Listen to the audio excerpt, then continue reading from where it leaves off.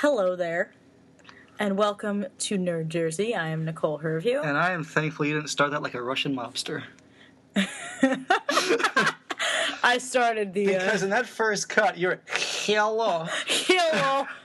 I think you got lost too much in this show, and I think you started rooting for the wrong guys. I did. Just based Hello. on that. Our episode 5 antagonists, I think, is what you were going for. Something like that. Hello. Hello. He is Masked Man. That was really bad. Okay, we're gonna talk about Daredevil now. If that wasn't already clear. Yeah. By the title of our podcast here. So we're gonna go episode by episode. I've watched it twice. You've watched it once. I took copious notes towards the end. My notes are from the second watch through because the first time was just for pleasure, and I watched the whole back half one day when I was sick. Nice. So I just kind of went episode 6, episode 13 in one go. Mm-hmm. And then I was like, no, I want more. And I created more by watching it again, this time with subtitles. Really? Yeah, I wanted to pick up... That was probably really helpful. Yeah, so I wanted to, after I took it in, I wanted to watch it again and get the nuances and, like, character relationships, get some of the quotes. I wrote down some of my favorite quotes. Oh, God. Like, in that, so we'll jump into it. Like, episode 1. Let's talk about it real quick. This might be a long one, so strap in. Yeah. Because I feel like we're going to go episode by episode, and it's going to be intense, but I don't want to rush this. Absolutely not. So, this might be a long one. Yeah. I mean, episode 1, just right off the bat, in that confessional. I have no notes on episode 1, so that's all right, because I've got all these notes. But I liked his quote when he's doing his confession, and he says, watch out for the Murdoch boys, they've got the devil in them. And right off the bat, it like kind of sets up the... and even in that whole speech, he gives a lot of reference to the devil. Mm-hmm. There's a lot of imagery in there of devilish and, taking a beating, giving a beating. So you see the relationship of what he was, what he's going to become, and I really liked that. And then it kind of jumps into that fight scene at the docks with the human trafficking. Yes. And that was just really well done. That kind of... You jump right into, this is what the show is going to be. Mm-hmm. This is going to be... We're going to get a more weighted Matt Murdock character. Mm-hmm. And we're going to get some really well-shot fight scenes that are kind of scary to watch. And that was reminiscent of the first time Batman shows up in Batman Begins. When they're on the docks. Yeah, it was very like that. He keeps disappearing and showing back up. And yeah. What the hell are you is yelled a lot. Which is, kind of a... It's jarring to watch, but you're like, where the hell is he? It is. So that was really well done. Tell me something. This might have been my television. I want to know if it was my television or if it was the show.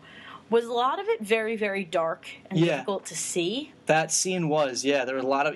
because he disappears in the shadows a lot. I mean, most of the show for me.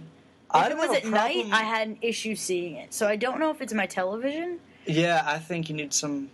more brightness. We need some bulbs. Yeah. Because I had a really, really hard time. It also might have been I at certain times of the day I tend to get a glare on my TV. Yeah. But I eliminated all sources of glare. I was like, let's go. But I found it almost difficult to watch sometimes, like some of the fight scenes at night specifically. Yeah, I did not have that. But interesting. But I was watching still see it. Yeah, I was watching it in a well lit room at night. Mm-hmm. Okay, then I wasn't watching it at night. So I had no problems with anything. I thought it was all really visually beautiful. The cinematography was great. Awesome. Some of the sights and the visuals they used were wonderful. And we'll talk about some of my favorites as well. So what I liked about episode 1 was how we don't get Wilson Fisk, but we get all of his associates. Right. We get Leland, we get Madame Gao, we get James Wesley. His introduction, where he shows up in the park. Yeah. And he threatens that guy's daughter and basically tells him... That was so intense. You gotta take care. That was...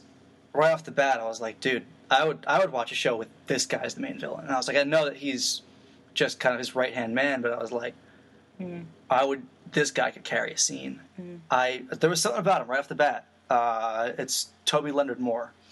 And I tried Googling him, and he doesn't have a Wikipedia page. His IMDb page is pretty quiet.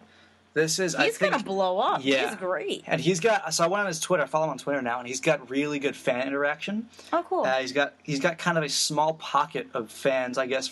Let's get him. It'll grow from the show. Let's get him. I would love to get him. Are you kidding me? Let's get him. Holy shit. I'm reaching out to people on Twitter and making it work. Let's get him. I say we do it because he was incredible. I did very much.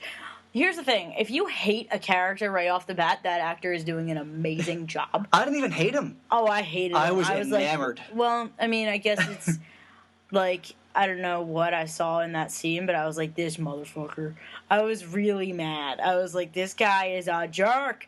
And I was just like, he's so smug about it. And I was just like, ooh, if I was like that guy, I'd punch him in the face. Like, I was just so mad the whole time.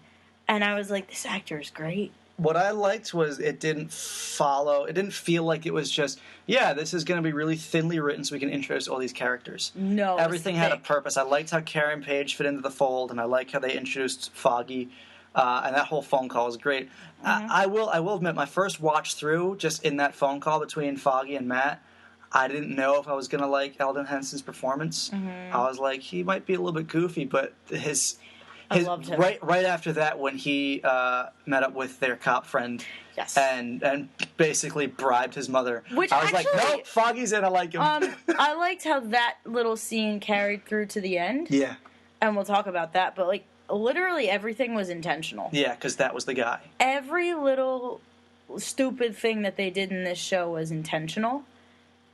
At the same time as like the I guess the arc of the story was going like, oh, we're getting up into some deep shit here. Like, this is going to go bad. It's going to go really bad, and then it gets better. Mm-hmm. That whole thing was, following that was, all right, well, we can't trust these guys. We can't trust these guys. We can't trust these guys, but there's still that guy. Yeah. And it was kind of like you're losing hope as everything's going to shit. But there's, And then there's that guy. And he was the most important. So that was cool. Yeah.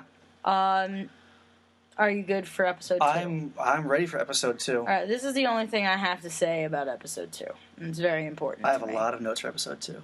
Well, I mean, it was so amazing. I wasn't taking notes. Yeah. Let's talk. Like, I just couldn't. The only thing I paused it. I was like, stop. I need to write this down. Like, the choreography, and as someone who's worked in stage and whatever. And I've directed before, so I know how important, like, staging is and all that, whatever. Choreography of the fight scenes, especially at the end of episode 2. In the hallway. 5 minutes. That is the longest fight scene I think I've ever seen. Besides, like, the Battle of Helm's Deep. Like, Which is half the movie. Which is ridiculous. And great. But there's also things in between there. There's little intercuts of. Well, yeah, so you can't even count it. This was literally a tracking shot. This scene was insane. This was one shot. One shot, absolutely great. The choreography was brilliant to look at. Whoever is doing those moves, holy crap, you're great. Whatever stunt dudes or whatever are doing that, awesome. But I thought the thing that really set it apart from other fight scenes that I've seen was not the action, but the fatigue. Yes. Everyone was fatigued. It wasn't like, I'm Superman and I'm going to beat everybody up. Which you get a lot. That's it. I saw humanity in that. But then you see the kicking of adrenaline. You see... Yeah, absolutely. You see adrenaline. Matt, throw a few guys off and he's got a few seconds of respite and he's totally just... Yeah, he's dying. Somebody swings at him and he's back into it. And he's right there. Which was so cool. Was this the episode? No, I think it was the first episode when he goes to save Karen when she goes back to her apartment to get the flash drive. Yes. And it spills into the alleyway, and he's got that guy up in the chains. Yes. But he keeps swinging at him, and he's totally worn out until it comes time for him to do a friggin' backflip and get away from a knife. Yeah. So there was a lot of it was just a guy that was coordinated. Very with fighting aspect. He's very well trained, but he's a human.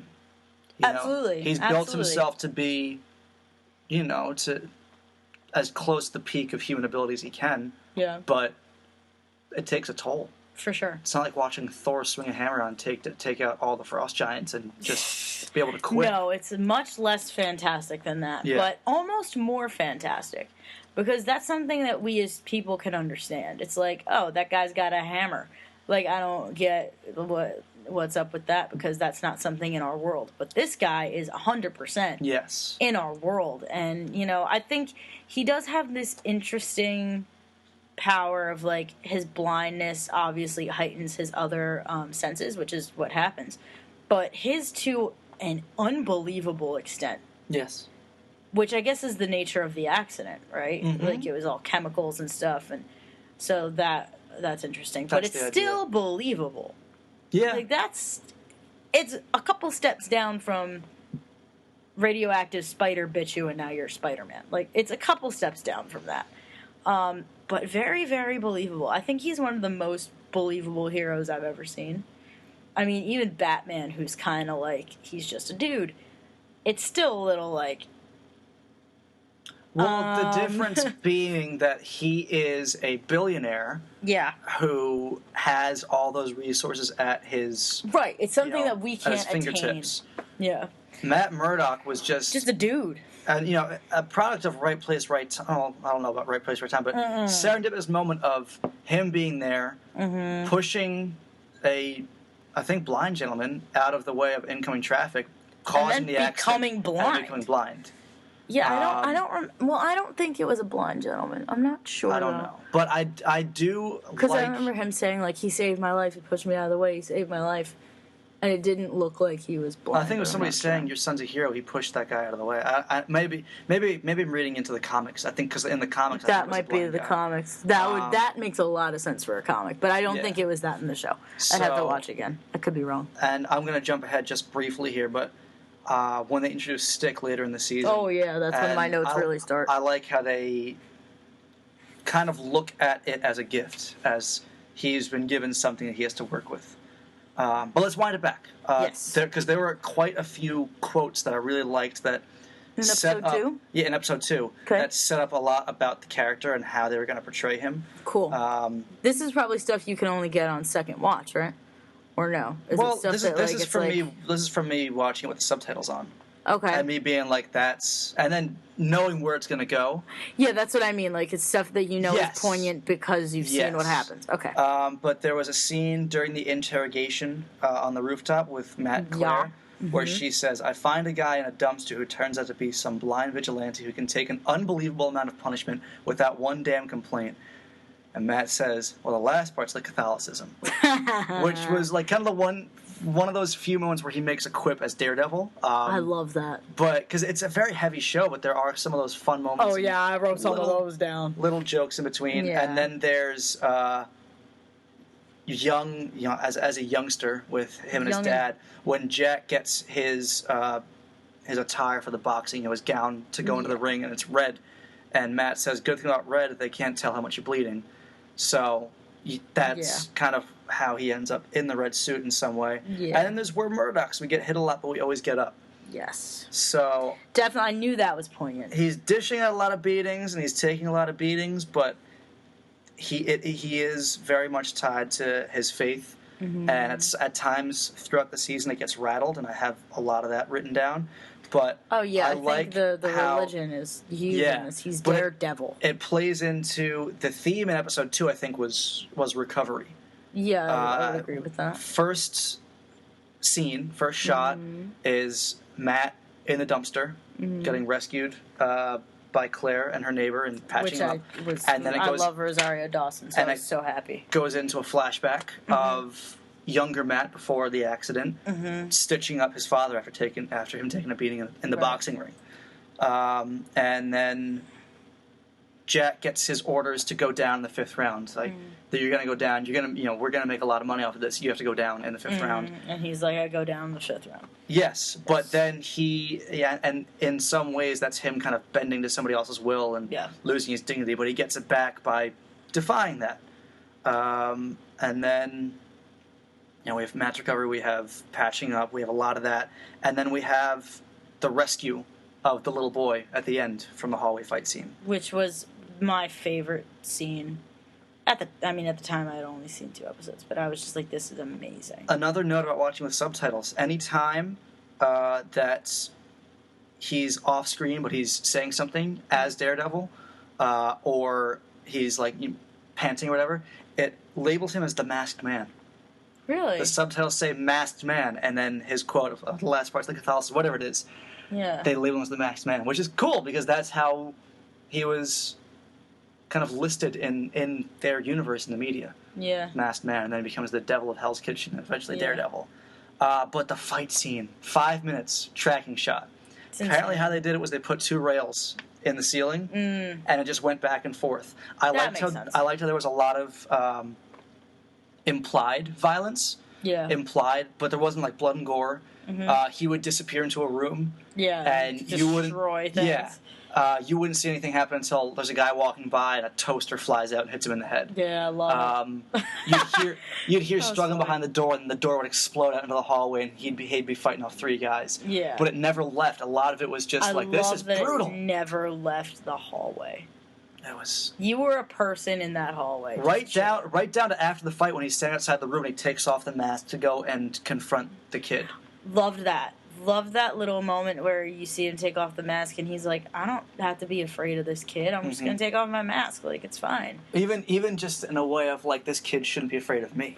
Yeah, absolutely. I'm going to confront him as a person, not as a figure. Yeah, and but then him he puts saying the mask it's on. not worth my anonymity to, like, have this kid be scared to death. I got to get him out now. Yeah, because the kid's going to be terrified no matter what. Oh, God, yeah. So you but might as well give him alleviate a friendly that. face, yeah. Yeah, and I liked how he just completely shifted. The acting choice was really nice. Mm. Like, the way he approached the kid. He was like, it's fine, like, it's okay. Like, Charlie Cox nailed it. I've never seen him in anything before. He was in Boardwalk Empire, and apparently he's great in that, but I never watched the show. I saw him in, Downton Abbey. And as one much, episode of Downton Abbey. As much as I'm making fun of Marvel for outsourcing our heroes to the Brits, even Cox, DC, dude. Even DC's guilty they're all of it. doing that. But no, he nailed it. He was Matt Murdock. He was perfect. He was great. There's a thing, like, I couldn't... This is a purely personal thing. Couldn't decide if he was attractive or not in, like, the first two episodes.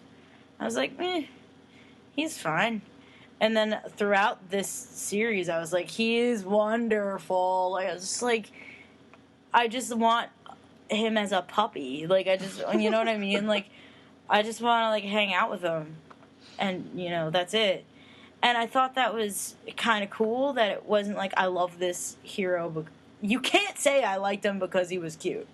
Or I liked him because he was hot. I liked him because he was Daredevil. And he was so awesome. Daredevil. And I was like, this is one of the first superheroes that I'm not like, oh. Even the kid they got to play younger him, kind of, you believed he was going to grow up to be that moral center, that guy that will kid was not do always the best thing, but he's doing it for the right reasons. Yeah. But episode 2, no Wilson Fisk. No Wilson Fisk. No Wilson, not even a phone call. And episode 3, we get him back, and our first shot of him is his hand. There's his left hand in the car. And this theme of Rabbit in a Snowstorm really... Rabbit in a Snowstorm! The whole... Oh my God. The beauty of that episode was in that last scene in the art gallery. Yes. And I agree. They're looking at this painting, and Vanessa says, well, what do you think? And he says, it makes me feel empty. Yeah. And it's... Everything in that place was abstract. I'm not somebody that understands abstract art, but I look at that and knowing how Wilson Fisk was in the comics and how he was all dressed up in white and he's this big dude, and then now we get him in all black and he's a silhouette against this white background, this big vast expanse. I liked it. And you kind of get the shot outward from behind him and you're like, this guy's very serious, but I am very compelled by him.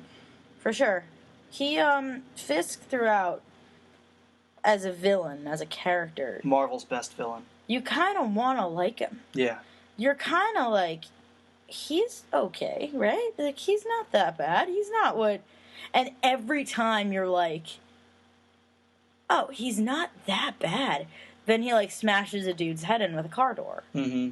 You know, like, and you're like, oh, well, someone's a little angry. Like, episode 4, he gets turned down by Vanessa initially, and you're like, everyone watching this scene would be like, oh, shit. Dude, it's okay, man. We'll get him next time. And I was almost afraid that he was gonna hurt her, but he didn't. He was like, I respect it, like, blah, blah, blah, it's fine. And he's so respectful of her that I was like, oh, cool, well, he's kind of played off before that scene with the car door as, like, this innocent, childlike persona. Yeah. And then I thought he would feel entitled to her, in a way, you know, but he didn't. I never felt that. I think that in the way that they portrayed him, there's enough mystery around him where you're like, you don't know how he's going to react. But he was very timid, and everything before that was his voice on the phone. I thought he was going to snap. But I knew just in the way that they portrayed him very, you know, you get the slow reveal through episode 3 that they weren't going to show all their cards once and be like, yeah, here's your villain. Yeah. It was just going to be 2 guys with different opinions on what Hell's Kitchen is. Right. And then it becomes, holy crap. I think the shadiness comes from his associates. Episode 4, because I want to move on to episode 4, because I loved episode 4. Toby Leonard Moore as James Wesley goes confront the Russians, and this was still in the moment of, we don't speak his name. Right. We don't speak his name. And when the Russians stubbornly, they go, Mr. Fisk. Yeah. There's a little subtle moment where his eye twitches because he can't believe that somebody is defying his best friend and his higher up like that. Like this figure of that is just such a nice touch of, whoa, this guy is loyal but insane. Oh, yeah.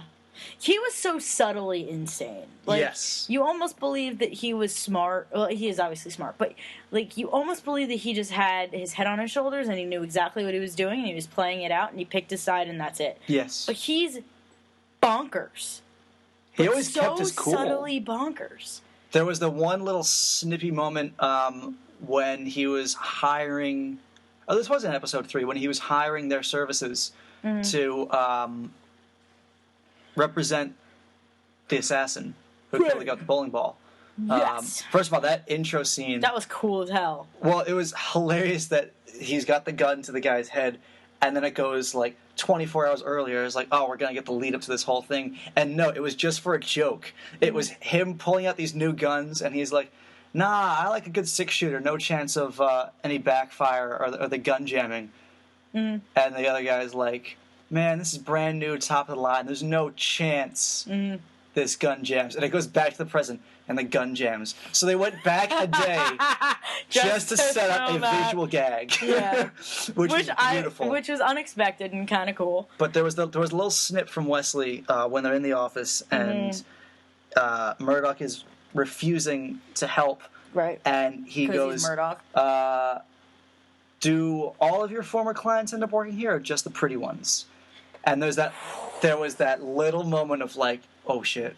Yeah. He's kind of an asshole. Oh yeah, well, he totally is. But going back to, real quick to the we don't speak his name thing. What episode was it where the dude says Wilson Fisk and then like propels his face into a spike? That was Rabbit in a Snowstorm. That was third episode. That was the guy that Murdoch was representing in court. Right. I lost my mind. I did not know it was going to happen. Ah! Yep. I'm like verbally like screaming. I'm like, I'm done, because I watched the first. He tried to throw Murdoch's head through that during the fight, and it was like, oh well, that was there. And then he's like, you don't understand. He doesn't just come after you. He comes after your family and everybody you've ever known. Yeah. And then he just runs head first into it. I was like, oh! I was like, could I have? And then I go through the mental thing, like, could I do that? Like, if I needed to do that, do I have the balls to just be like, there's a spike, done? And, like, I don't think I ever could. Like, that's the fear that Wilson Fisk puts in exactly. People. And I was just like, that is insane.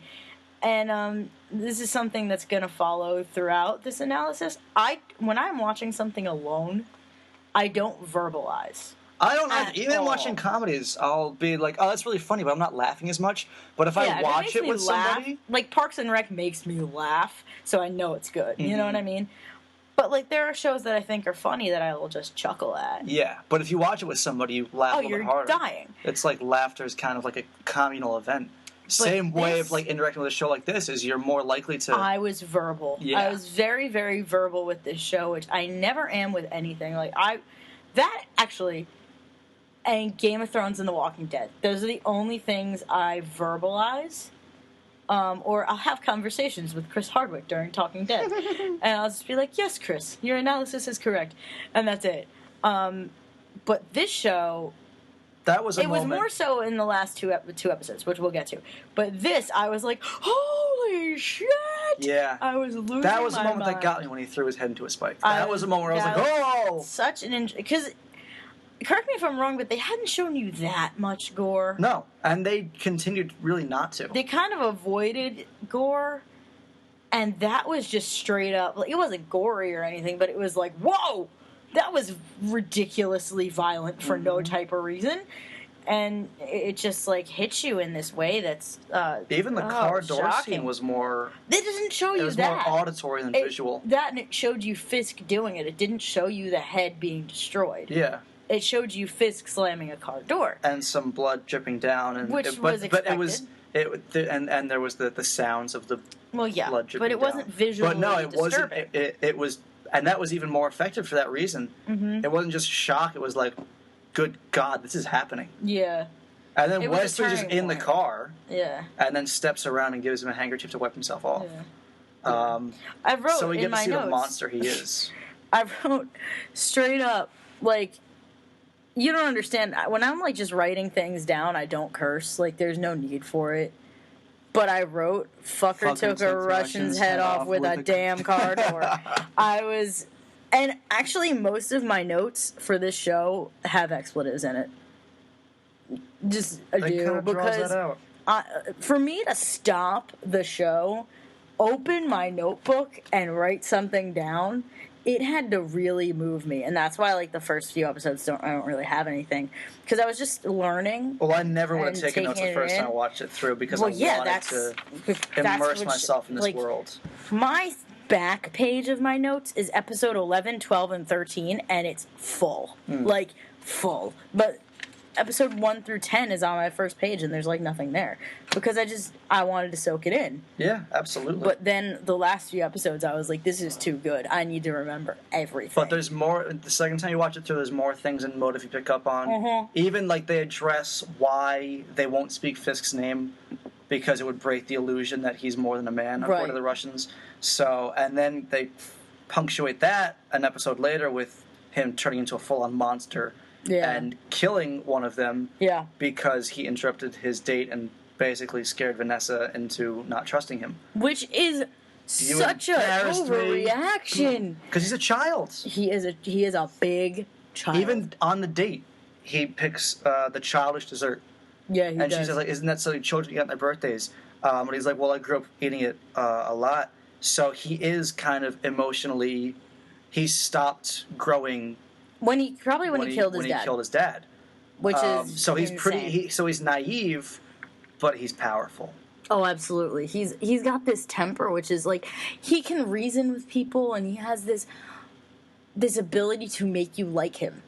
That's and then what's all scary of a sudden about he him. snaps, and it's like, what? And in a way, Vanessa becomes a monster too by willingly. She kind of does going into that and encouraging him, but.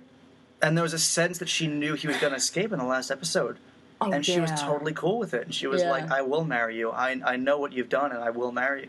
She's conniving. Yeah. And I really enjoy her character. Yeah, she was very smartly written. She was kind of... I don't know. I guess the way she was written was very, very subtle, and she doesn't show all of her cards at any point. No, absolutely not. She just shows that she has... undying devotion for this person. Yeah. And she really wants to be a partner with him. And she doesn't want him to be afraid of going away from the plan of like, no, Fisk can't be out there as a name. He can only be a figure. And she persuades him to come out in the open. Yeah, which is cool. And, even confront his past and grow from that. Maybe don't wear your dead dad's cufflinks. Yeah, maybe don't do that. Which was so smart to have her be the one who's like, no, we're going to fix you now. Yes. And he so needs that. And she was just written very intelligently. And I do want to talk about the major females in this show, Karen, Claire, and oh my God, it's Vanessa. Gone. Vanessa. I was like, Victoria's wrong. Yeah, my Vanessa. brain, it's Vanessa. The three of them are like, I have no real complaints with the three of them, but I want to talk about it. They all, I liked how they all had their own role within the plot. I really liked Karen and Foggy, their team ups. Yeah. Especially with the Mrs. Cardenas storylines. So smart. So smart. Just the way they took on. They were holding down more of the legal side of Nelson and Murdoch than Matt was. Sure. And Karen is arguably smarter than the two of them put together. But yeah, she that's definitely something else. Had her purpose. And I like how they just how Foggy was kind of holding down his own, because in the movie he was just a bit character. See, but this is the thing, I never saw the movie, so this is my first introduction to Daredevil. Yeah, but he's such an important character as Matt Murdock's best friend. Oh, absolutely. And in the way that they used him here, especially later in the season when he finds out that the Man in the Mask and Matt Murdock are the same person. Yeah, I thought the reaction there was actually extremely real. Mm-hmm. And because even before that, he gets the sense when episode 6, he's trapped in the warehouse. Yeah, let's go 6. He's trapped in the warehouse, and there's the video gets released on Fisk's command of Daredevil taking down the cops. Yes, and that's the moment that it comes to light that Karen's savior in Foggy's mind is a rogue. Of crap. Well, he's a rogue. He's a vigilante who kind of takes it into his own hands. As a lawyer, he's going to take some offense to that. So yeah, there's a seed of mistrust planted before they even cross paths, which really makes the weight of him discovering him bloodied after his fight with the Red Ninja so painful to watch. And there's that whole episode. It was really uncomfortable. I don't know if... I think that at episode 10, I don't think Daredevil showed up at all, was it? I think it was just... 10? Was Nelson versus Murdoch. Yeah, I don't think Daredevil, like the Man in the Mask showed up. Daredevil didn't Daredevil. Anything else in 6? Because I want to get through every episode. That was just an incredible episode of claustrophobia, and that was the sense that Wilson Fisk owns all the cops. Right. And he's got everybody in his pocket except that rookie, the rookie that came in. Yeah, who ended up dying. Yeah, and was so stupid. And was trying to send out the warning that Daredevil was there because it was the right thing to do, not because he was paid to do it. No, because he genuinely thought that was the right thing to do. Right, and they show up and they go, yeah, we have a dead officer here. And he's like, what? No. And then he's dead. And you're like, shit, the cops are... awful. Yes. I was so mad. In his pocket. I was so mad. And that's what like gets me upset. No, whatever, I'm not going to go there. I was going to talk about like cops and shit, because I have, my neighbors are state troopers. And they're two of the best humans I've ever met. So when people start to talk bad about, like, the cops, I get upset. I'm like, no, obviously there are crappy cops. Yeah, but it wasn't... Obviously. Yeah. But, like, to just attack any random cop for no reason... Absolutely. Drives me insane. Which is why I like how, like, the unsung hero of this whole storyline is the cop. Which I like, that, like, it showed that even in that corrupt force, that is blatantly corrupt and, killing their own... money hungry. It's not as if, like, we can rip these people off for drugs. It's not like a training day scenario. Yeah, no. But even that, it shows that, like, all does not mean, most does not mean all. Mm-hmm. You know, so I liked that little moment that you had like a really good cop who was doing his damn job and doing it well. And then it's like, oh. I think it did add to the strength of Fisk as a villain, though, in that he rules by fear. Absolutely. When you look at how one of the two detectives goes against plan when he's asked to kill his partner, right, and make sure he doesn't talk, and tries to go off the grid because he doesn't want to be ruled by fear anymore. Right. He doesn't want to be that person. He ends up dying too, right? No. No? He surrenders himself to the custody of you're right. Foggy and Matt's friend in the precinct. Yeah, he says you're going to go to this guy. You're right. You're going to turn yourself in there. I'm with you. I'm there. Yeah, so he's saved. He has redemption. Okay. Because he's not ruled by fear anymore. Cool. 7. Stick. This has one of my favorite lines in it. Okay. He's talking to Stick. Matt says, "I've learned a lot since you've been gone." Stick says, "Like what?" And Matt responds, "You're a dick." Which he is. But his portrayal was great. He was a really good character to watch. Very enjoyable. Every single time that they use vulgarity in this show, which is very little. You don't see a lot in any Marvel thing, so... Perfect. It's good because it adds impact when they do. Yeah, I mean... Also, I thought Vladimir's last words were going to be "suck my dick," and I thought that was the best thing that ever happened. And then he started talking again, and I was like, damn it. I was like, no, that should have been it. You should have said, "suck my dick," you should have died, and I would have laughed. He did die. He did, but those weren't his last words. Those were not his last words. But he was brought back. What happened? You died. I brought you back. I was like, and he's like, shit. I knew you couldn't let me die. It's like, oh, damn it. But anyway, I like that you're a dick. And then I wrote down the sass is strong with this one. Which I think is true. Everything he does when they meet up again was he just kind of insulting Matt's whole nature. He makes fun of the beer he drinks. He makes fun of him not using a weapon.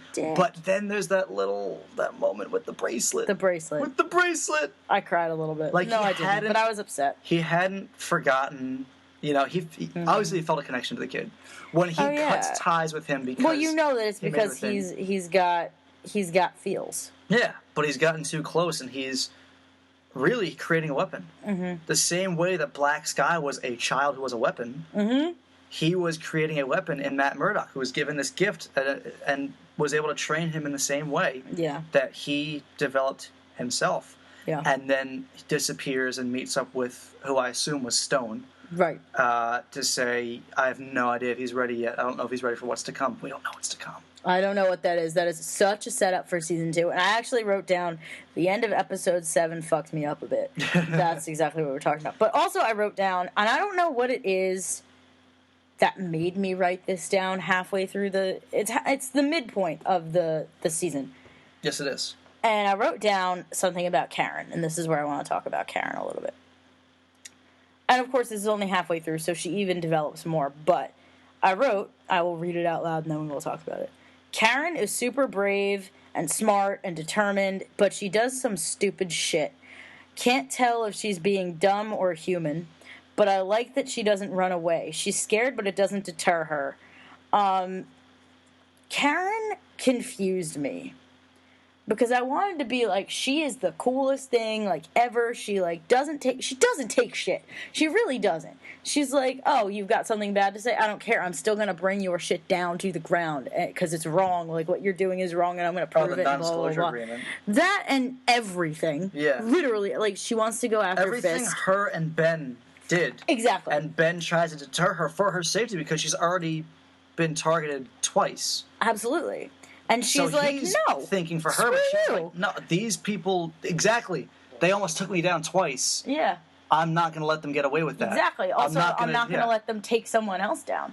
She's just so awesome. Like, in every conceivable way, but at the same time, I'm like yelling at her. Because I'm like, you keep doing the same stupid thing. You keep running into the same stupid problem. And I don't want people to perceive that as she's stupid. No, it's because she's running into such difficult roadblocks. She's tenacious. She is tenacious, and she's awesome. And the fact that she's like, oh yeah, I almost died. I obviously have PTSD. BFD, I'm going. Like, she's like, I don't give a crap. I'm still gonna go for it. Like, I might be having these nightmares, and I might be scared out of my mind, but that's not gonna stop me from doing what I feel is the right thing to do. It does end up costing Ben his life. It does. So, but is that, like, Ben could have said no. Exactly. So but it's not her fault. No, it's not her fault. And it could have been her. It's her attachment to keeping with it and saying, no, fuck you. I'm taking this down with or without you. But I know. Oh, pardon me. You're pardoned. I know that this is what you're all about. This has been you have taken on crime head first through publication for years. Mm-hmm. I know this is in your best interest. Mm-hmm. I know you want to do this, but I'm not backing down. Right. That scene where she's at the auction, and oh my god, and Ben turns up and he goes, "Woman to your left, guy 2 rows in front of you to the right," and she goes, "Who are they?" He says, "I don't know, but they're not bidding either." So they're kind of overseeing, or there's some attachment of like, look, you're standing out enough for me to notice that they're doing the same thing. Whether they're watching, they're spying, they've got ulterior motives. Yeah. We can't trust anybody, and you are putting yourself in the thick of it in the worst way. And it's not that she's not intelligent, because she's brilliant. No, she's a noob. She has no idea what she's doing, and that's why she needs Ben. That's why she needs, someone who knows what they're doing.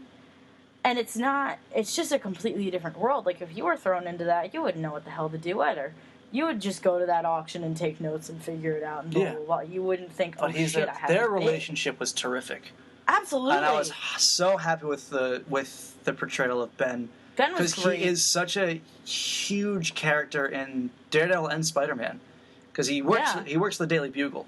Yes. But when they filmed this, they didn't have Spider-Man yet. Yeah. And I wonder if things would have been different. If they had Spider-Man. If they had Spider-Man, would they have killed him? Because he does serve a big role in the Daily Bugle, which will obviously That's true, exist which we'll figure out.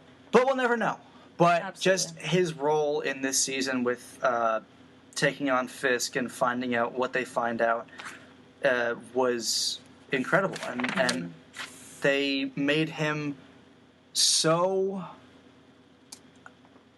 brave. Like, he's not taking on crime in the physical way. He's doing within the confines of his job and what he can, but he's doing it for the same reasons that Matt is taking on Fisk. Right. And the way they all intertwine from time to time, how he crosses paths and meets up with him as the Masked Man. Right. And then he shows up at Nelson and Murdoch and meets Matt Murdock. Yeah, and doesn't put it together. Yeah. I always find it so interesting that these people are talking to the Masked Man, people who know Matt, and they're not like, wait a minute. You sound familiar. Like, I don't... Like, he's not using a voice modulator. No. He's not doing anything different. But it's the context of it. I get it. I He's also blind. do get it. It's like, wait a minute. There's no way in hell. Right. But literally, there's no way this blind guy's fighting crime. Yeah. Oh, you sound like my friend. I mean, I've met people that have similar voices before. That's true. I don't know. It's just like, you'd think that someone who's known them their whole life, like if Foggy was face to face with the Masked Man, you don't think that Foggy would be like, wait a second. Mm-hmm. You know what I mean? So I thought it was smart that they didn't put people like that together. Like, they didn't have Foggy and the Masked Man together, and like Karen, when she first saw like the Masked Man, didn't know Matt really from a hole in the wall.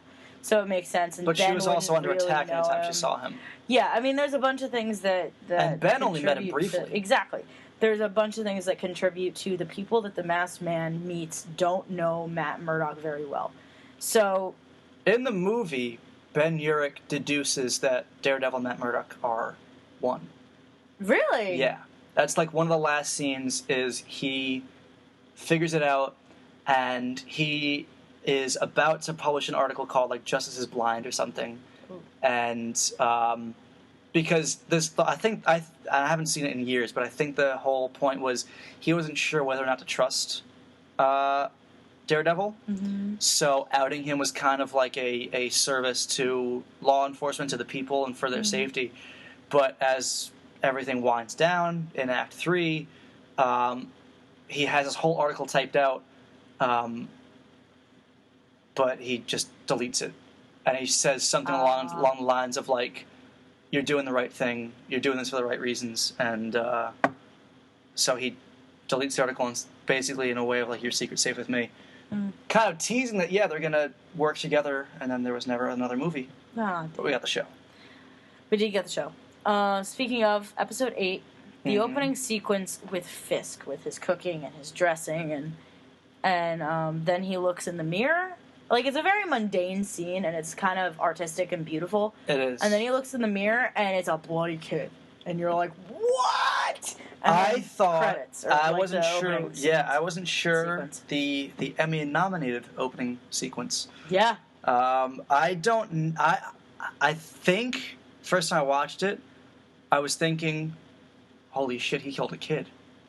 Because I thought, I thought that was the weight of something that happened. I knew it was going to be the weight of something that happened in his past. But I was Obviously, yeah. But I was like, did he kill a kid? No, I saw that as how he saw himself. And I also was thinking, this is a huge child. Like, he's a big kid. Mm-hmm. You know, I didn't know if that's what that had to do with it. But then, you know, you get the rest of that episode obviously shows... I do have one issue with that opening sequence. He's cooking the breakfast and it's dark outside. He sits down to eat and the sun is up. Not rising, the sun is up. Those eggs would have gone cold. That's fair. Cold eggs are nasty. That's true. I hate you. That's my whole thing on that. It just bugged me. He wakes up, 5 in the morning, let's call it. Yeah. 5 in the morning. It's not night. It's not morning yet. He wakes up, he's cooking his eggs at night, and he sits down. It's broad daylight. Well, not broad daylight, but it's definitely... It's morning, up. But the sun has not... It's not rising, it has risen. Right. I'm nitpicking. You are. So Fisk's childhood. Let's talk about that real quick. Shit. How you can't blame the kid for killing his dad. No, his dad was the exact opposite of Jack Murdoch. Absolutely. Jack was so supportive of his son in a way that, like, look, they both share their first drink with their dad because he's like, no, you take a sip. But in a way of, like, Jack's was a offhand... Well, I don't want your hands shaking when you're patching me up. Which like was, actually it was a funny. Jokingly fatherly moment, and what's his name? Bill? I guess Fisk, Bill. was it? I think it was Bill. I think it was Bill Fisk. His thing was no, my kid's not going to be a pussy. My kid's not going to be a pussy. I hated that. He's gonna pound back this beer. He's gonna go beat up that kid. He was. No. I hated it. The embodiment of everything. Traditional masculinity. Awful. Traditional masculinity is gonna ruin the world. Meaning that the burden of it, like you have to fit into this mold. I mean, if you're actually traditionally masculine, like that's fine. But that was a product of that time too. Into that clearly that is exactly what made Fisk go bananas. His dad tried to fit him into this mold. His dad made him beat up a kid, like, way too much, which then triggered him reacting in a traditionally masculine way to his father being traditionally It triggered the awful. rage. But coming to the rescue of his mom, but then him hitting him again and again. And yelling what his father was yelling at him when he was beating up the kid. What was hit him again. Hit him again. Hit him again. Yeah, and it was just, oh my God. And then you see that carry through to the Fisk that we get, and this, I just hate it. I mean, I love that it shows that. It shows that that also this doesn't work. That also paired the wall he was staring at with Rabbit in a Snowstorm. Yes. And you saw why he was so drawn to it. Oh, yeah. So, he says, sit down, stare at the wall. Yeah. And that's why he loves Rabbit in a Snowstorm. Right, and it goes right from that scene to him waking up, and you get that run through again of the same scene. Yep. The same scene at the beginning. Which I thought was beautiful. It was, but he looks up and there's beautiful. Rabbit in a Snowstorm. Right after you saw the wall, you're like, oh shit. Yeah. He really has, like, in a way, he stopped that day. Mm-hmm. He hasn't moved. It's Groundhog Day for him. He's living that day over and over and over. Which it was so He's artistic. doing things differently, so but beautiful. In his head, he keeps saying the same shit. and it's his younger self gone through the mental torture that his father put him through, and that's where Wilson Fisk started, and ended. Yeah. Jesus God. That was brutal. Some artistry that I haven't seen from Marvel ever, like before. You know, and they're awesome, and obviously what they do is art. But I mean, serious like Academy caliber artistry. You know, that kind of thing that you see it in a movie and you're like, oh well, that's going to be nominated for an Oscar because whatever. Well, when you look at how media is now and how it's TV and shows that have arcs that last 13 hours, they can carry so much weight now. And we had, long-running dramas, but something like, I don't know, 24 is probably one of the earlier ones. I was like, this is going to be season-long. We're going to follow this story. Lost was that. Before that was like X-Files was a monster of the week. Police procedural was a case of the week. And then, all right, well, we'll see you guys back in the fall. Now, Marvel movies are almost like a fleeting moment of like 2 to 2.5 hours of this is your story. Now we get to explore that universe and those same themes of heroism and what it is for these people to become the symbol that they end up becoming. But you're in it for hours. Yeah, it allows them time to do a lot more. Yeah. So you get some of that depth that you don't get the same beats that you do in the movies. Yeah. Which I'm loving. Yeah. I'm loving the difference. Which is why I'm so excited for them to branch out into Jessica Jones. Absolutely. I'm so pumped for Jessica Jones. And so we get significant time with a Punisher. And I'm so excited for Punisher. Sorry. So before we have got really whiny. Before we have the Luke Cage show, yeah, he's going to be in Jessica Jones, like significantly. Yeah. He's a significant character. So these characters we're going to follow heavily. We get more time with them than we do with Iron Man, and Iron Man's in every other movie. Yeah, and we've spent I think more time with Daredevil than we have with absolutely RDJ. Yeah. So I also wrote. Just keep going. In episode 8, I wrote, Leland is such a pain in the ass. I wrote that in episode 8. And then I keep writing that. Yeah. in every episode. Well, he was kind of a grump, and he was kind of had offhand remarks of... I think he always felt insecure in his role. I think he felt like a loose chain. Because Madame Gao was, speaking her mother tongue, which was not Cantonese or Mandarin. It was some faraway place.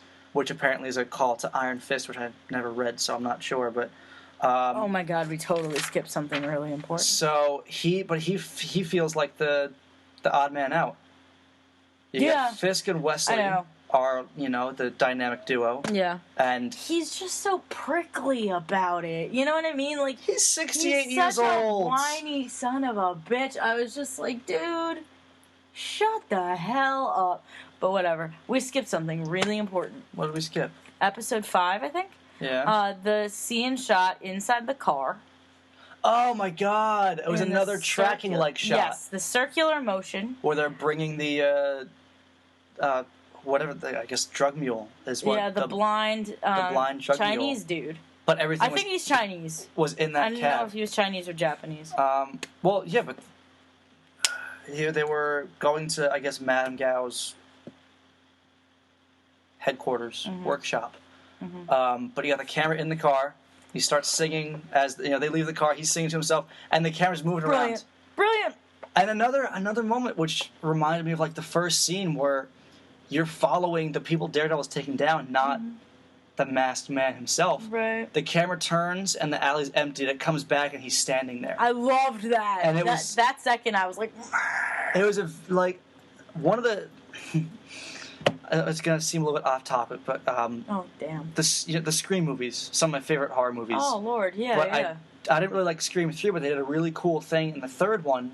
At the end, when the killer's revealed and he's hunting down Sydney, but she's hiding out and she's kind of got the upper hand on him, so it follows the killer.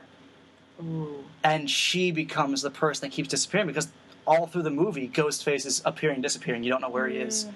But then once she's got the upper hand, it kind of gives her that air of mystery. And it was the same thing with Daredevil, where he could disappear into the alley. He could be under the car. He could be jumped down from the alleyway. But that one moment of him appearing in the alleyway kind of reminded me of that. I was like, oh shit, someone's gonna get messed up. Fun Time America, because I was thinking of Fun Time America. I was thinking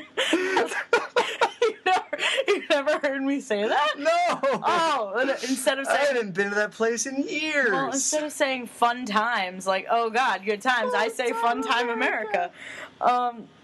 So I was thinking of Paranormal Activity 3. Yes. With the camera on the fan, the swivel fan. My favorite gag. God. My favorite gag in Paranormal Activity is with the blanket. Yes, and then it drops. Just drops. But like the fact that like with that oscillating camera, it like moves and then it's standing in a place and then it goes back and then it's not and then it goes back and it's the closer. blanket's right there and you see it drop and then it's just like, what? It's just so. I'm surprised at how effective the use of that camera. Because that could have been such a cheesy shot. Oh, absolutely. But it was so suspenseful and so wonderful, and every time you thought you were going to see something. Well, because you had to know that it was going to get closer and closer. Yeah. But the fact that it comes back and it's totally gone, you're like, dude. Yeah. So that, I need to watch the first 3 again, because they're actually great horror movies. I love Paranormal Activity, all of them. I haven't seen the 4th one. I haven't seen marked ones. I haven't seen marked ones either. But 4 got a lot of flack for no type of reason. Like, I thought it was really, really good. And arguably, the ending was the scariest. I saw 3 in theaters twice, and I was scared both times. 3 was so good. 3 is probably my favorite. We're off topic. Anyway, so yeah, I just thought that the same use of like suspense via like you can't see what's going on, but you will, because there's just this tradition, like this motion. You know it's going to go in a circle, and you know the timing, and like you know you're missing stuff, but what have you missed? Like I just love that use of suspense. The next note I have is for episode 11. Okay, I've got episode 9. Okay. A lot of it is about conversations that Matt has. Right. Not really about Daredevil. Actually, I think every one of my notes is some kind of quote from Matt. So he goes to the art gallery to find out more about Fisk, to meet Vanessa, and under the pretense of, I've been told my apartment needs some life, some color. Yeah. And she shows him this work of what she calls a sea of tonal reds, and she describes it as a color of rage, but also of heart and love. The color strikes the balance between these two qualities. And again, it's just another thing of like, well, the suit's gonna be red, and that's exactly what red. He is a character of rage, and he is totally brutal, but he's doing it for love of his city. Absolutely. And love of the people around him. Yeah. So that was a nice embodiment. I loved every scene involving Matt with the priest over a latte or like. I liked that, and I usually don't love priests in shows because they're usually so exaggerated. Yeah. But this priest was so awesome. Because it was always seal of confession. And always seal of confession. He was actually the closest thing to, like... I've had a couple, like, really good priests in my life who aren't, like, ridiculously preachy and are just about, like, helping you find your way and blah, blah, blah, blah. And they'll be like, well, the church says blah, blah, blah, but... And then they'll, like, talk you through it or whatever. And, we actually had one at St. Leo's, Father Clark. Yeah. He was the best. He was. But... Everyone. You know, then you get ones who are, you know, obviously they're priests, like, they're very, very intense. But this guy was so much like a great priest that you can have. And even just, not even for reasons, he's using religion and the pretense of being a good person. Right. And not turning to sin to get what you need done. But he used it in a way of guiding him towards, look, is this really what you want to do? Right. Not even in a religious sense, it's just like, is this the right thing? Right. He uses a religion. It's kind of like even the Matt Pirates does. Code. It's like the Pirates Code. It's like they're more like guidelines than actual rules. Yeah, but which I think is kind of cool. Because Matt names Fisk as like, well, you're telling the story like Fisk is the devil, right? He's the devil. He's the embodiment of evil, and the priest warns him against becoming, he says, the righteous man who turns to sin. Don't be the guy who has to sink down to, the devil's level and just to get what you want done. He says, this is after his scene in the art gallery where the priest tells him, I don't think you went to this woman to find a way to kill this man. I think you went to her for a reason not to. Yeah. So he still believes, no matter what Matt's saying, we have to get rid of him. Fisk has to go down. He believes that Matt is confusing himself with his motives of like he doesn't want to take drastic measures, but he wants to believe that, look, I think he's the devil, but I don't want him to be the devil. Right. I don't want Fisk to be this evil person. Right. But by the end of the episode, Mrs. Cardenas dies, and he's in the bar with Karen, and this is, I guess, after Foggy leaves for his grieving stage, and he asks Karen if she's religious, and she says, no, my parents were, that's probably why I'm not, what about you? And he just says Catholic. And she says, does it help with things like this? And he says, not today. And it's like that turn of, he's gone too far, he is evil. Right. I think that was a nice way to juxtapose that, look, the priest saying, I think you want to believe that there's some good in him, to, well, no, it's on now. Yeah. This is it. Yeah, for sure. And he goes to take him on, and I think this was the episode with all the intercuts of his fight with the Red Ninja. And he finally gets face to face with Fisk, and cuts him and finds Kevlar underneath the suit, and gets the idea that maybe I need a suit, because he ends up almost dead in his apartment, and that's when Foggy finds him. And then we get into episode 10 with Nelson versus Murdoch. Yes, which was so emotional. And he tries, he considers outing Matt as Daredevil to Karen when she calls, and they also explore their past and how they met. Which was it was nice to delay that till you had a sense of the characters already. Yeah. And this was kind of just like, aw. It was like the beginning and end of it, or could have been end of a friendship. Yeah. Because this is how they develop, but this is also Matt's first time out as Daredevil. Yeah. So we followed him from college to Matt first putting on the ninja outfit, which, interestingly enough, he stores underneath his father's boxing gear in the chest, which is like a call of like, this is why I do this. This is what drove me in the first place. Always calling back to his father, which I liked. That was another, I mean, Fisk was pure evil. Yeah. But there were a lot of parallels in his story and Matt's story. They both lost fathers, obviously for different reasons, but they're both carrying their father with them internally through their whole plight. So I really liked how they made them the same, but different. Yeah. Really well done. Yeah. We're over an hour. We are, but we've got 11, 3 12, episodes and 13. to go. 11, what I've got is it bad that I love Melvin Potter? Because I do. He's great. He was wonderful. I thought he was the gladiator, awesome. the suit maker. He, when there was a moment earlier in the season when somebody was it the first time Fisk says take your shot? Did he do it with somebody? Somebody tried to cut him, and you see that he's got the armor underneath the suit. Yeah. And he says, "Tell Mr. Potter I need a suit." And I was listening to Fat Man, and Kevin Smith's like, "You mean Melvin Potter, the gladiator?" And he like get giddy about it, because that's the whole point. Is Melvin Potter was always going to make the suit. Yeah. And it was another instance of Wilson Fisk running by fear. And what was going on with Potter? Like, is he what's his? He had something. I think a differing ability of some kind. Oh, he's or he's got something going on mentally. Emotionally distraught.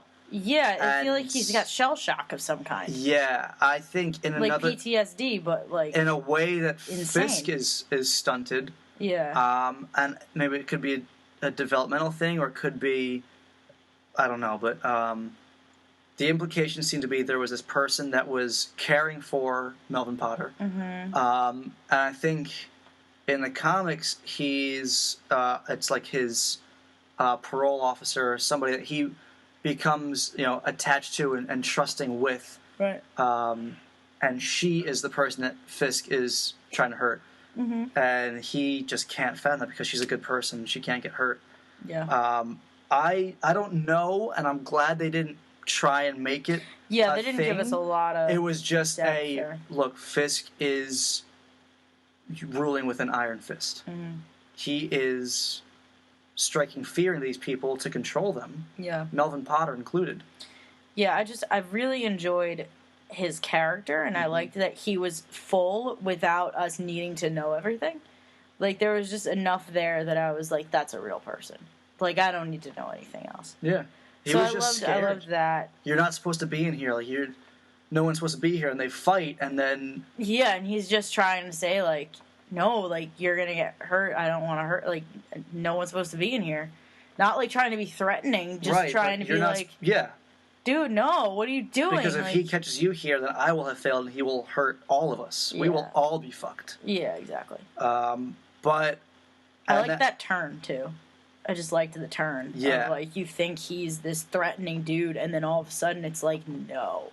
He's Matt is able to see that too, which is good. He didn't beat the shit out of him. He saw the humanity in there, and he said, all right, well, nothing's going to happen to her, and I think we can help each other out. He has the suit made. Yeah, which I want to talk about. But the other thing in episode 11 was Karen being kidnapped by Wesley. That was 12, wasn't it? No, because I wrote, Karen grabs the gun, and I screamed. Oh, fuck. I'm so impressed, it's absurd. And then she killed him, and I'm so glad. Oh, so this is after the poisoning. Yes. Leland, you evil bastard. Yeah, Leland. I wrote in such big... I'll read what I wrote in episode 13 when it's like, okay, it's Leland, like, whatever.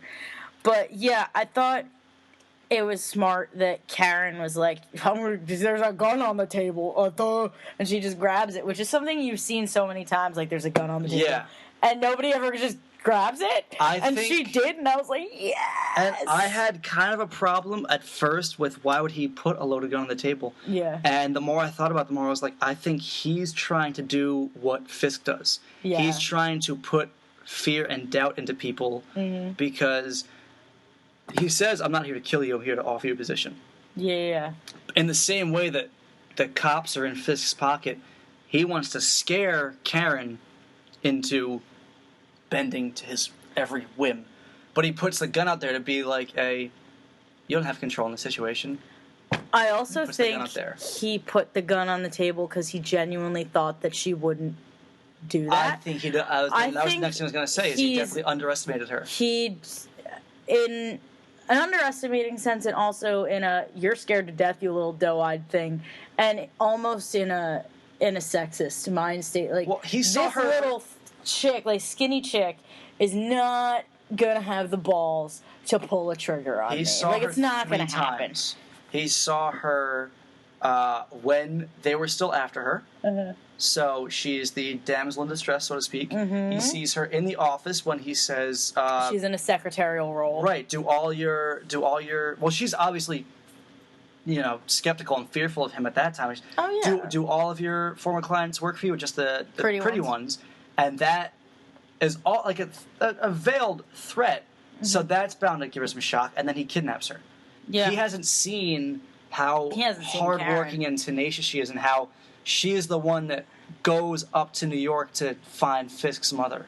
Yeah. And that she's not out of fear for who she's against, but for a he's not going to do this to anybody else. Mm-hmm. This is where it ends. She's taking a stand for herself and for everybody else. Mm-hmm. He hasn't seen that. Mm-hmm. So him putting the gun on the table was like you're not going to do anything. What you got? And Nothing. it was a very... And then she just freaking kills the shit out of him. Like, not even like, oh, I'm going to shoot you. It almost, like, surprises her when she shoots him the first time. And then she's like... Well, I think the awesome? first one was like, oh, shit, there are bullets in this gun. Yeah, exactly. Because he's like, would I put a loaded gun on the table? And it's like, yeah, you would. I'm going to shoot you now. And then she shoots him, like, 5 times. And it's like, yes. I think she goes through the round. So she shoots him 6 times? Probably. Yeah, it was just so good. All because Fisk called him and distracted him. Mm-hmm. So she reaches for it. Yeah. And the phone just keeps ringing. Mm-hmm. And I was a little bit upset. Because I was like, we're not even at the end of the season, and I don't get any more Dude's dead. I don't get any more James Wesley. The answer is yes. No, you don't. Because he's Correct. such a joy to watch. As the actor, absolutely. Yeah. I really enjoyed his work. So episode 12, unless you got something for 11. I'm good on 11. Okay, 12. The first thing I wrote was, has this girl not been through enough? like, come on now. I have no context for anything here. I will help. Okay. I just feel like she's so freaked out by, like, I just killed a dude, and, it's like, oh, God. Yeah, has to throw the gun in the bay, but then she has to turn up as if nothing happened. Exactly. Like she has to show up at the office. This poor woman. Like, God in heaven. I'm so sad. But, and then the next episode, not to jump ahead, but starts with them at Ben's funeral. Exactly. So 2 episodes in a row, she's... destroyed. Absolutely destroyed. She almost lost her going. Life. Yeah. Which is just so great. I loved her scene. I'm going to jump ahead again, but I loved her scene with Ben's wife. Oh my God, I know. Just that little dialogue of, like, Ben talked a lot about you. He saw something in you, and I think that was like he saw himself in you. Yeah. There was some hope. Mm-hmm. Which I think is so cool. But I wanted to talk about the treatment of dementia, PTSD, and all other mental... Let's do it. I mean, there's no even real good word to say, but anything, trauma, dementia, stuff like that. The treatment in this show is absolutely fantastic. Like, it doesn't explore the tropes of PTSD and dementia and blah, blah, blah. It explores the reality. As someone whose grandmother died of dementia and whose grandfather had dementia towards the end, scene with Fisk's mom in the car. Fisk's mom in the car, and when Karen when they're and at the Ben home visit, every scene with her, I almost cried because I was like, that is exactly what happened to my grandma, and it's just so sad. And I mean that's closer to Alzheimer's, but and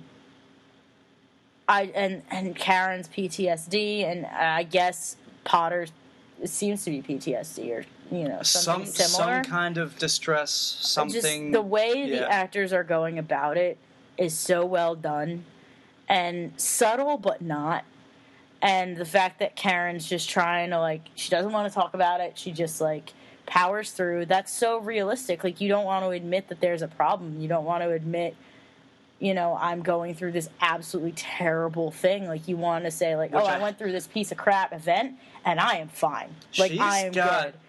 I mean, for a couple of characters who rose out of tragedy and became Matt Murdock and became Wilson Fisk, she's going through similar emotions in the present. Now, yeah. She's gone through the distress of losing Mrs. Cardenas, who became such a good friend to her and somebody that she trusted in and that trusted her. Yeah. And then multiple times she's tormented and attacked and threatened. Almost killed. She gets through that. Loses Ben. Blames herself.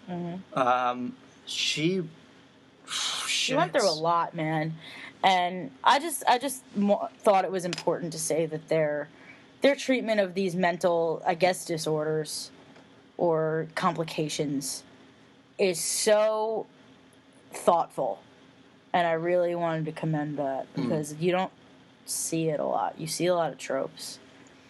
And I mean, there's a subtle difference between the tropes and the real experience because the tropes come from somewhere. Well, there was also a subtlety in how they portrayed it, too. It wasn't like his mother's got Alzheimer's, and... Boom! Yeah. It was so, It was just, look, these are people that are dealing with shit just like everybody else in the show. Yeah. It's just that they're maybe more of their shit's internal. Mm-hmm. It's not what's going on around them, it's what's going on inside of them. Mm-hmm. It was nice. It was very good. So I just wanted to take a second to say that. Yeah. I saw Fisk killing Ben a mile away. I didn't want to believe it was going to happen, but when he showed up at the house, I was like, this is it.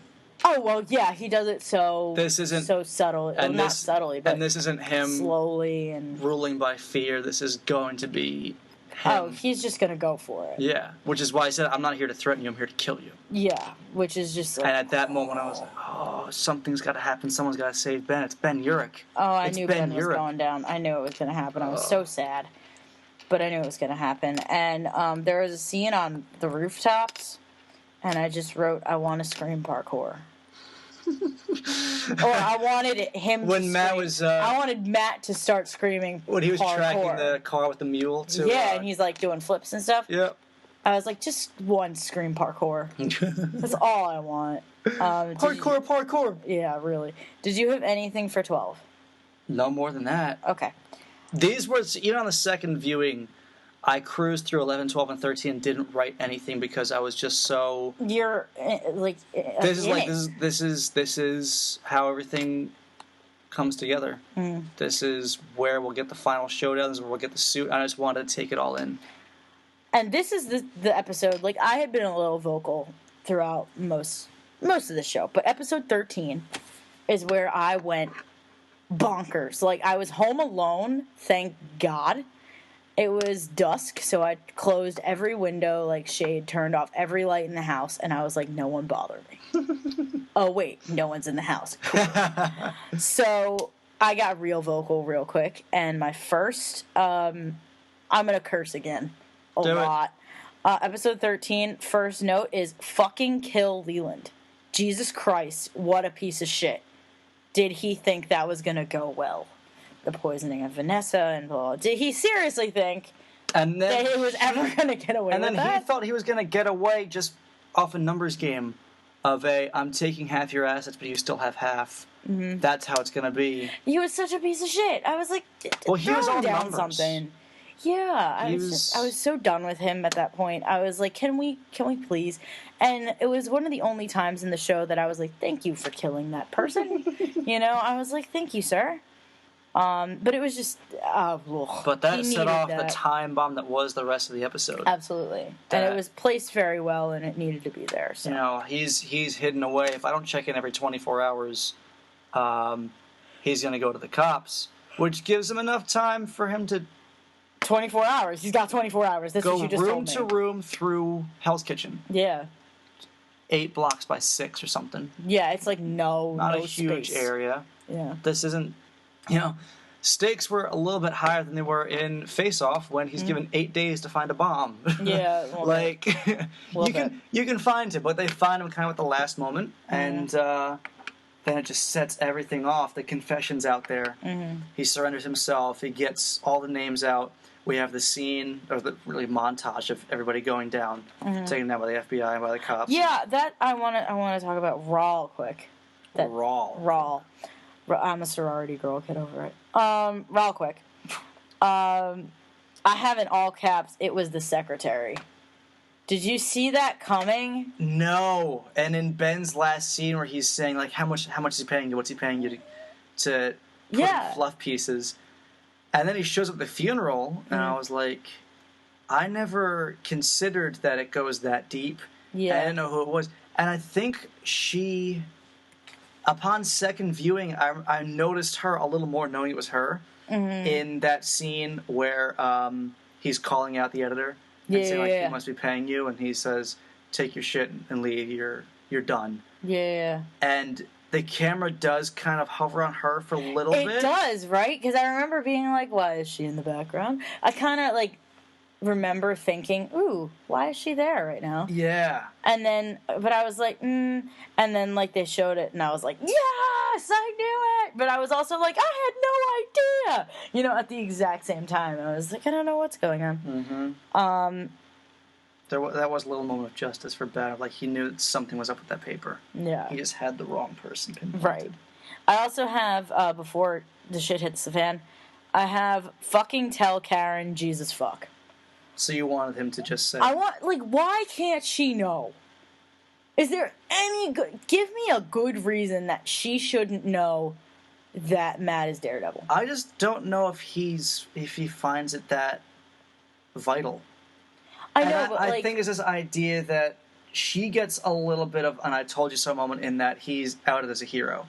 Mm-hmm. And he, like, the hero of Hell's Kitchen. Mm-hmm. But I think he doesn't want that to, you know, mess with their relationship or blur the legacy that she's created for, like, this guy is, you know, the unseen savior. Yeah, I there's no reason to me that she can't be like, okay, now I know, and then, like, because eventually she'll get hooked on drugs and she'll tell people that Matt Murdock's Daredevil, and then we get Daredevil Born Again, the storyline. Thanks, man. I don't know. I was like, dude, you have no good reason. I was just really mad about it, but whatever. And then I wrote, something bad is gonna happen, ... Like, the second that they arrested Fisk and I saw how much time was left in the episode, I was like, no way in hell. I was like, no, this ain't gonna end well. There's no way. And then I wrote Good Samaritan, and there you go. It's always the stupid Good Samaritan story. Always. But it was told so interestingly. I was like, oh. And he starts knocking at his, like, because he thought. Mm-hmm. He always believed, and that was the other strength in his character was he believed he was doing the right thing. He believed. He really did. He believed he was what Hell's Kitchen needed. Mm-hmm. And then he was like, wait a minute, no, I'm not. Once he's in chains, you know, I'm not the Good Samaritan, nor am I the weary traveler, nor am I the people that rejected him. I am the evil that put him in the damn... set him upon that path. Yeah. And then everything was nuts. Bananas. Bananas. And we got the suit. What were your thoughts on the suit? I wrote down, when I saw the suit, I screamed, yes! And I'm excited to see how it develops. Yeah. You know, I don't know why it had horns at first, but I think it was because he was labeled as the devil. He was labeled as the devil, so, like, it's fine. And so Melvin was like, hey, he wants a devil, here's a devil. Exactly. I also loved that the costume comes in the last 20 minutes of the last episode of season 1. And the last episode was titled Daredevil. Yes. Because before that, he was the masked man, he was the man in the mask, he was the devil of Hell's Kitchen. But more than that, we were getting to know this man. And we were getting to know this character. And I feel like in so many iterations of superhero stuff, whatever, you get to know the man, but you get to know the man in the suit. Yeah. Even if it's like, like a quarter of the way through the movie, you know. But he wasn't really... I mean, he was a vigilante. He was a vigilante. Absolutely, he was doing the right thing. It wasn't until that moment that he became a proper hero. A superhero. Absolutely. Even. And I just thought that you spent a season on the beginning, basically, of his origin. And any other arc that's, like, the suit... That's 20 minutes. Is, like, yeah. But they took 12 episodes and, like, 40 minutes. And I loved that let them really focus on that character. Like, yeah, you put him in a mask, kind of, but it wasn't that iconic suit. It was, like, black with the thing over his face. Yeah, because he's not great at what he does yet. This is very early days, and he's obviously very rough. Oh, yeah. I mean, he took beatings. Oh, yeah, he took beatings. Oh, my God, he almost died several times. But I thought that it was a brilliant choice to leave the costume until literally, like, the last second of that season. They were like, here you go. Quick fight scene, and then... And you'll see this next season, okay, bye. Yeah. You know? And then the end. Now, Potter does say it's just a prototype, so we're going to get a... Oh, yeah, we're going to get more, which is so exciting. But I loved the suit. I have nothing bad to say about the suit. But then again, this is my first iteration of Daredevil. Mm-hmm. So it's not like I have something to base it on. Yeah. I'm just describing it from this, like, this is my fresh eyes on it, and that's my opinion. People didn't like the chin line. I saw that a lot on the internet, and I was looking at the suit, and I was like, there's no chin line on the suit. Like, his chin is exposed. It's not like the Flash's outfit, which has really just his eyes and his mouth open. Right. It's not like a Batman cowl. Right. It's more like a hood he puts on, like a helmet. Yeah. Interesting. So, yeah, I liked it. Yeah, no, I liked it. I was a fan. But I was a real big fan of the wall. That was the last shot, right? Yeah. Him in the prison. Oh my god. Fisk in the prison, and the wall looks like the painting, and the wall. And the wall that he stared at. It was just so circular and tight and beautiful. And you knew we weren't going to be done with Wilson Fisk. Oh god, no. And I'm so excited about that. Because I didn't know how it was going to end for him. I didn't know if they were... Yeah, I didn't know if he was going to die. Yeah. I just didn't know what was going on there. But I'm very happy with that. Yeah. And that's really all I've got. I'm very excited for season 2. Which we've talked about. It's going to be great. David Tennant plays the villain. Oh my god. Don't even give me more David Tennant. I could lose it. Oh no, David Tennant is Jessica Jones. I fucked that up. Well, it's fine. I'm confused just the future of how things...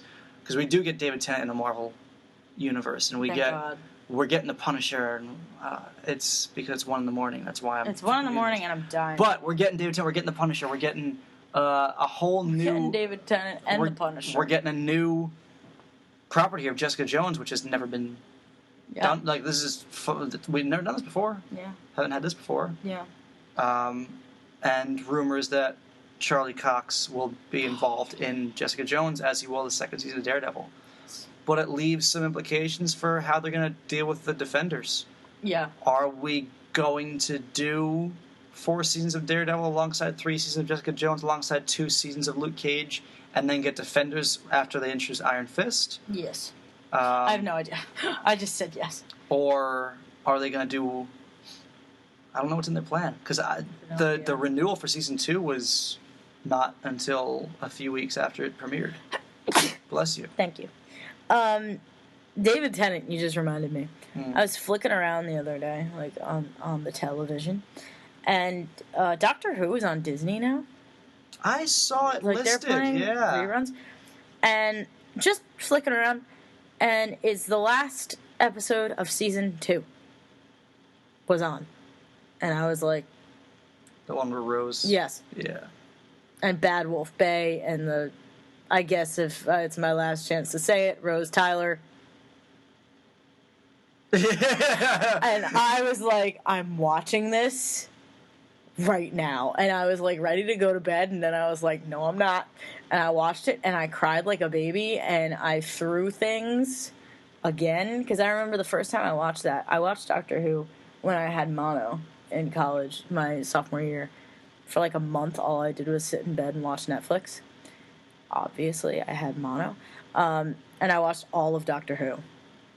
And I remember watching that episode, and it was like 8 o'clock at night. And I was like, I'm going to bed. And I had never watched it again because I was so mad. I knew it was going to happen. But, like, I only knew about the wall thing. You know, and they were, like, against the wall, like, and she's freaking the frig out. And he's just, like, standing there. I knew that was going to happen, but I didn't know about the Bad Wolf Bay thing and how he doesn't say I love you, and I was like, are you kidding me? I got so angry. I've never shipped a Doctor with anyone except for Rose Tyler. I was like, the Doctor can be with no one else.